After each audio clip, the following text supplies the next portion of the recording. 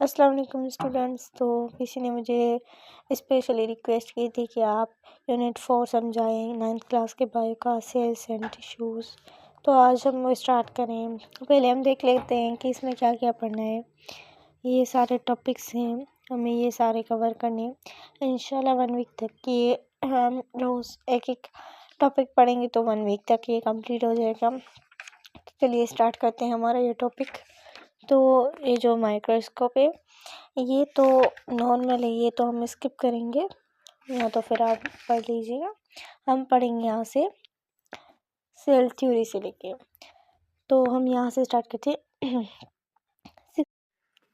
In 1665, the cell was first observed by Robert Hooke, an English scientist. Discovered a honeycomb-like structure in a cork slice using a primitive compound microscope. He only saw cell walls as thin as this was dead tissue. He coined the term cell for these individual compartments he saw. First 1665 में क्या हुआ, Robert Hooke ने cork क्या होता है, जो एक plant होता है ना, उसके बाहर की जो पतली लेयर होती है हम उसे कॉर्क कहते हैं। उसको कंपाउंड माइक्रोस्कोप में देखा तो उसे क्या नज़र आया, उसे हनीकॉम्ब स्ट्रक्चर नज़र आए। यहाँ पे आप देख सकते हैं उसे हनीकॉम्ब स्ट्रक्चर नज़र आए और ये वाल्स नज़र आई, और यही है कंपार्टमेंट्स जिसको उसने सेल नाम दिया। फिर ये सेल क्या थे, डेड सेल थे। ये लिविंग सेल नहीं थे, ये डेड सेल थे। तो यहाँ पे उसने हनीकॉम्ब स्ट्रक्चर में ये सब देखा। अब पढ़ते हैं आगे।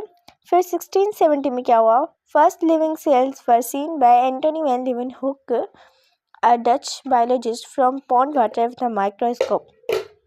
1670 में क्या हुआ, फर्स्ट लिविंग सेल देखा एंटोनी वैन लीeuwenhoek ने, जिसने जो पॉन्ड वाटर होता है वो उसका ड्रॉप लिया और माइक्रोस्कोप में देखा, जिसमें उसे माइक्रो ऑर्गेनिज्म नज़र आए।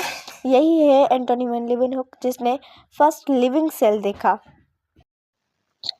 फिर 1683 में क्या हुआ, जो एंटोनी वैन लीeuwenhoek थे उसने क्या बताया, made several discoveries on a microscopic level, eventually publishing a letter to the Royal Society in which he included detailed drawings of what he saw. Among these was the first protozoa and bacteria discovered.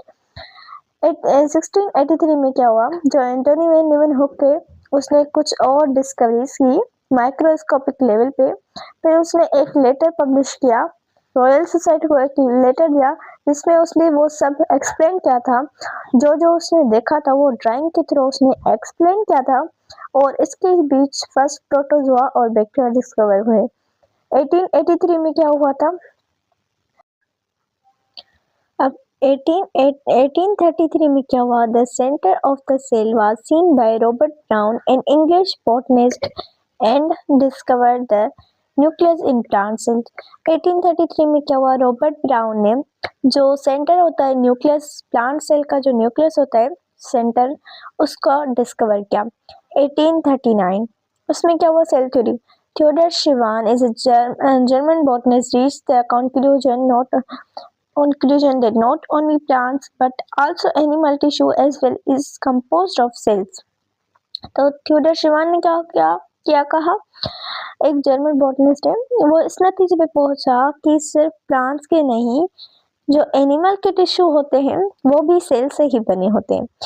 फिर 1839 में क्या हुआ, ये सारी debates खत्म हुई और ये पता चला कि जो एनिमल और प्लांट्स है वो फंडामेंटली डिफरेंट इन स्ट्रक्चर है, उनका जो स्ट्रक्चर है वो फंडामेंटली डिफरेंट है।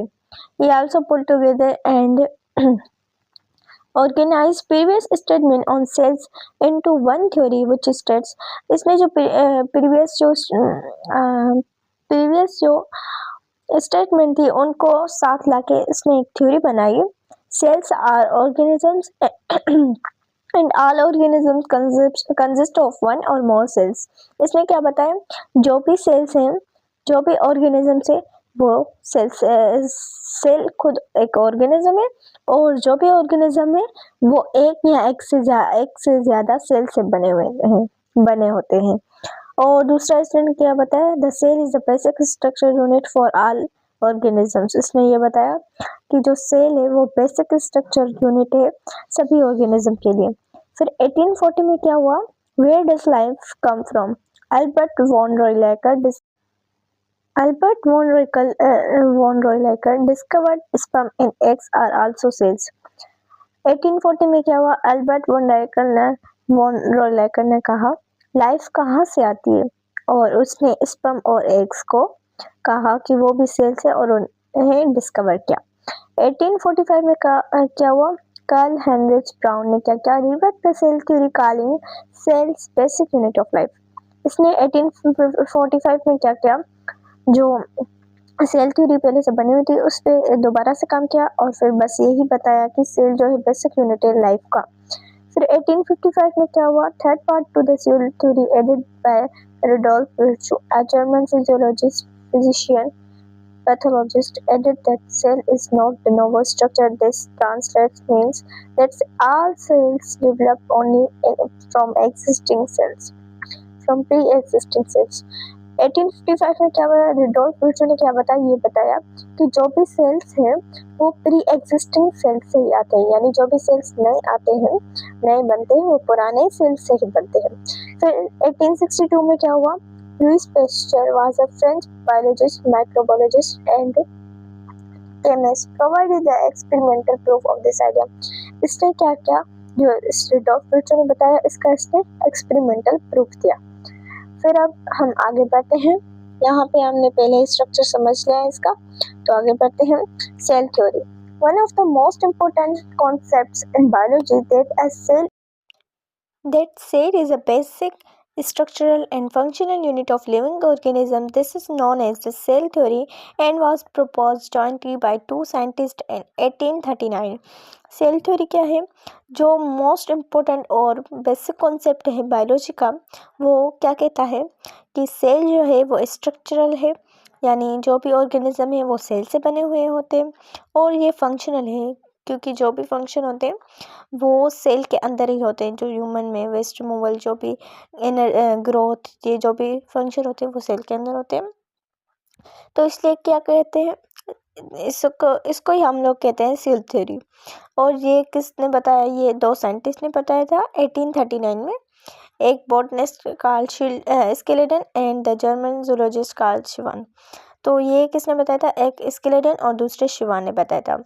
इन 1855 Rudolf Virchow, a German physician, proposed an important extension of cell theory that all living cells arise from pre-existing. तो 1855 में रुडोल्फ विर्चो ने क्या बताया, ये हम पहले भी पढ़ के आ चुके हैं कि जो सेल थ्योरी है, जो सेल्स हैं वो प्री एग्जिस्टिंग सेल से ही आते हैं, यानी पुराने सेल से ही आते हैं, नए सेल्स जो बनते हैं वो पुराने सेल से ही आते हैं। The postulates of cell theory are, ये सारे पोस्टुलेट्स हैं। पोस्टुलेट्स क्या होते हैं, यानी वो आइडिया, वो चीज़ जो साइंसदानों को अच्छी लगी, उसको हमने साइंसदानों ने सच मानकर उस पर एक थ्योरी बनाई। तो ये है सेल थ्योरी के postulates. All living organisms are made of one or more sales, जो भी लिविंग ऑर्गेनिजम्स है वो या तो एक सेल से या तो एक से ज़्यादा सेल्स के बने होते हैं। The cell is the fundamental unit of structure and function in all living organisms.